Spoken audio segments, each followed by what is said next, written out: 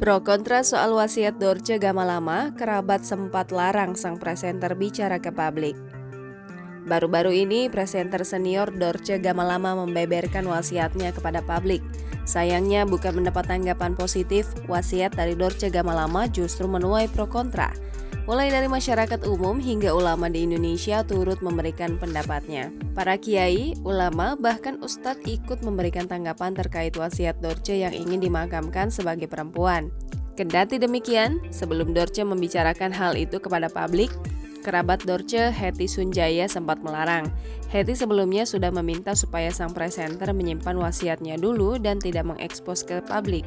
Ia juga menyebut kini kondisi kesehatan Dorce sempat membaik. Selain itu, Hetty menambahkan wasiat tersebut sebagai hal lumrah bagi orang-orang yang merasa dirinya sudah tak lagi memiliki umur panjang. Sebagai kerabat Dorce, Hetty juga tidak dapat berbuat banyak, dirinya bahkan hanya bisa nurut apa yang dikatakan sahabatnya itu. Terlebih, sang penciptalah yang akan menentukan amal baik dan buruk seseorang.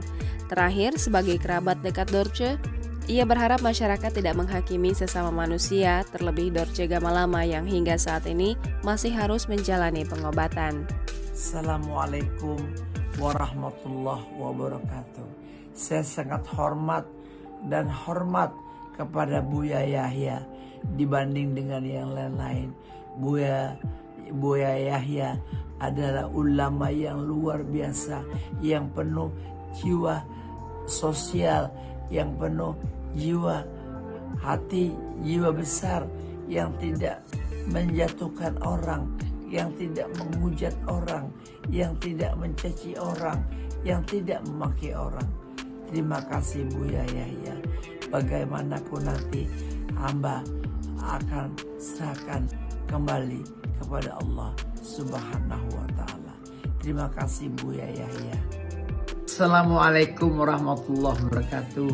Kepada kiai, ustadz-ustadz yang telah menerangkan keadaan mati saya, siapa yang akan memandikan saya, siapa yang akan mengubur saya, biarkanlah keluarga saya yang nanti akan mengurusnya. Mau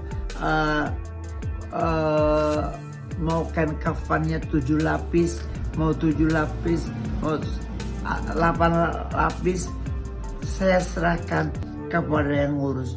Yang mengurus laki-laki boleh, perempuan boleh, laki-laki, perempuan boleh. Jadi siapa saja boleh yang memandikan saya. Jadi kiai-kiai yang udah terkenal sekalipun jangan memberikan komentar yang kurang baik. Harusnya Anda seorang kiai memberikan suguhan dan juga himbauan kepada seseorang siapapun, karena saya juga manusia mempunyai tanggung jawab untuk hidup dan mati kelaknya. Assalamualaikum. Jangan lupa subscribe, share, komen, dan like ya.